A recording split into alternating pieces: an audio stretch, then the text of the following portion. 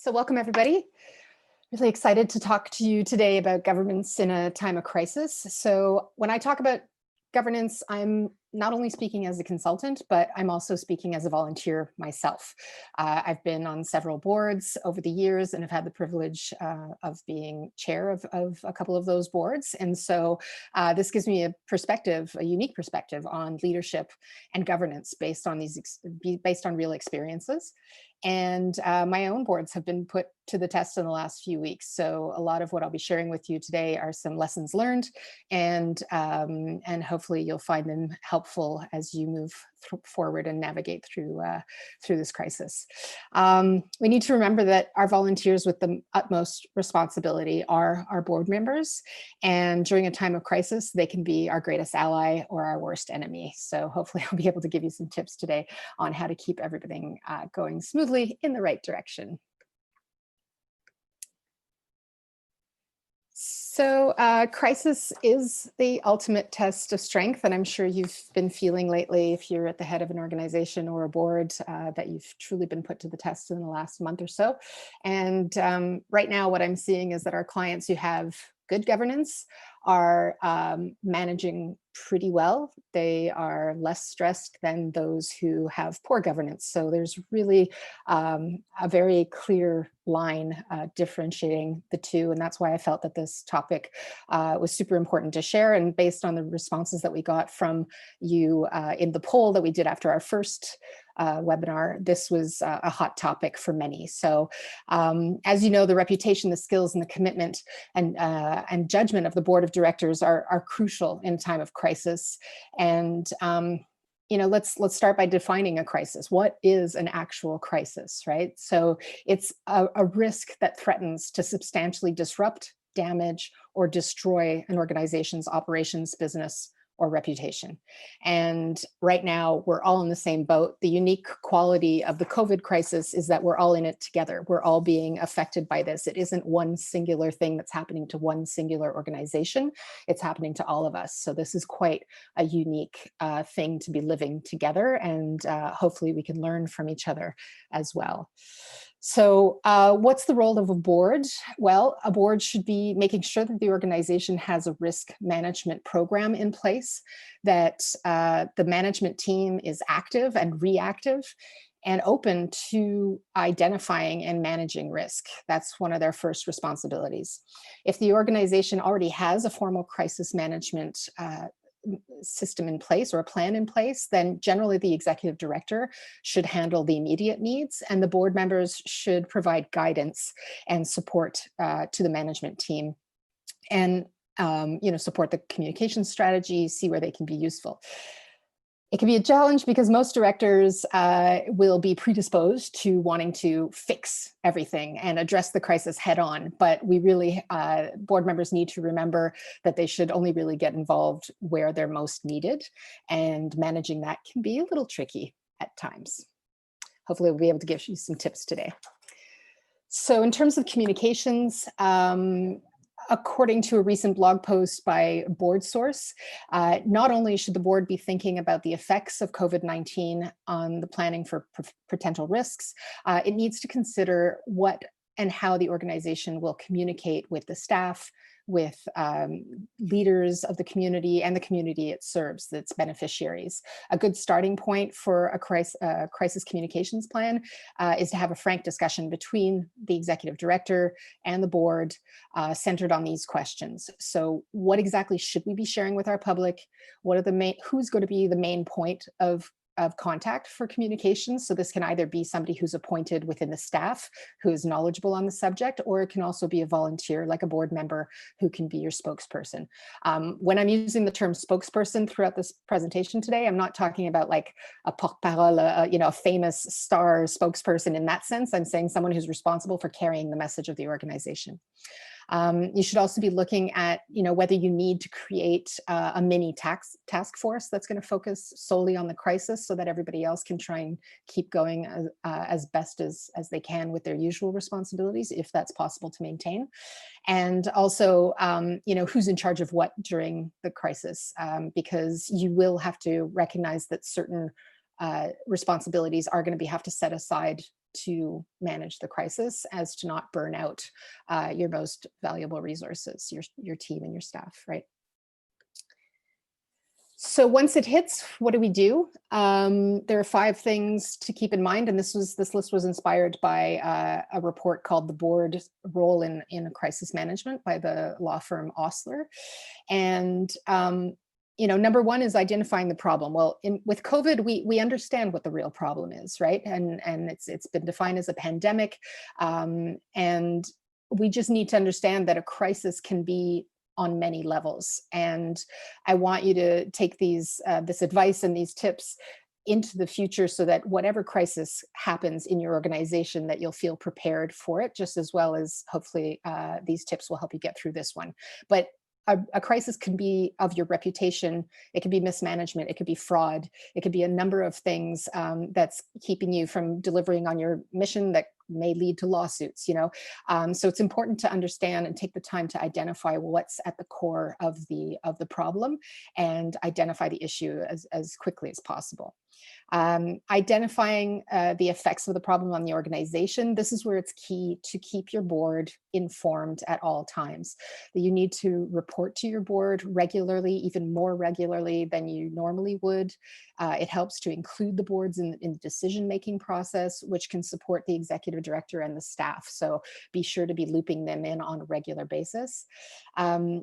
Understanding the risks and potential consequences. Well, I mean, in COVID, is it a question of, your organization's challenges are financial? Is it a disruption of service?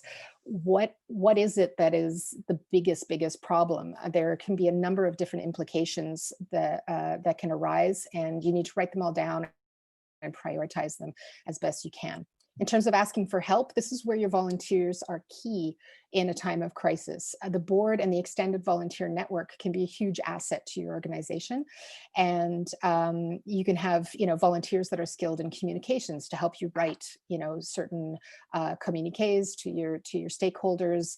If you have, if you have to revisit your finances, let's get your treasurer involved. If it's a question of, fundraising and donor management and stakeholder management, maybe you have volunteers on your board who are, seasoned in philanthropy that can help coach you there. So, just try to reach out and use those resources as best you can.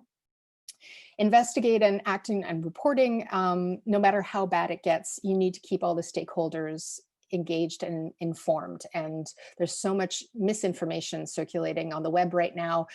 People can jump to conclusions. You really have to get your communications in order so that you can reassure your donors that your organization is going to get through this, and that you need them to be there for you through thick and thin. So it's best to take action. And if you sit back and if you're too quiet for too long, you will be forgotten. And so you need to keep those lines of communications open. What to discuss when you sit down with your board and your leadership team. First and foremost, talk about your team. How does this crisis affect your team? If you can't get your team in order and protected from the crisis, you're not going to be able to move forward without your team. So that's top of the list. Then you need to look at how it's going to affect your beneficiaries, donors, funders. What are their budgets looking like? Do we have to rerun the numbers with the new reality if we've had to cancel events, if we've had to shift things around? These are all things that have to be looked at. And then within your partnerships in your community, if you are cutting back on your services because you can't deliver, how does that affect the community at large? And then, is there a way to operate during the crisis? How are we going to recover? And what do we do if this ever happens again? And again, a crisis may not come in this form of a pandemic. It could be any of the other crisis situations that I listed earlier, but you need to be prepared. So that's why getting a plan together is quite key. Sorry, skipping ahead. And so what should a plan include? Well, this is where your board can also come in handy and participate in helping management develop and document a crisis management plan that meets the board's approval. And the key components of the plan should include financial review, having a media strategy, looking at the logistics for convening emergency board meetings. So, our organization tends to meet 6 or 7 times a year. You have to look at whether you have to increase that to every few weeks if during the time of a crisis, and make sure that your board members are aware that you need them to be available more than normal, and agree on a schedule that can suit their schedules, because they're also going through their own crisis management, either through professional or personal situations of their own. So you need to keep that in mind as well. Reviewing policy statements. Are there things that you have in place? For example, on yesterday's webinar, somebody brought up the fact of having an AGM. They want to convert their AGM to a virtual AGM, and would it be legally binding, the things that would get voted on during a virtual AGM? So if you don't have it in your bylaws that you're allowed to do virtual AGMs, then you might want to consider adjusting those bylaws so that you can go forward with that activity. And also just having a good FAQ, put it up on your website. Those kind of things can help also the board members and your stakeholders be informed at all times throughout the crisis. Leadership, what are we looking for? What should a board be looking for in their executive team?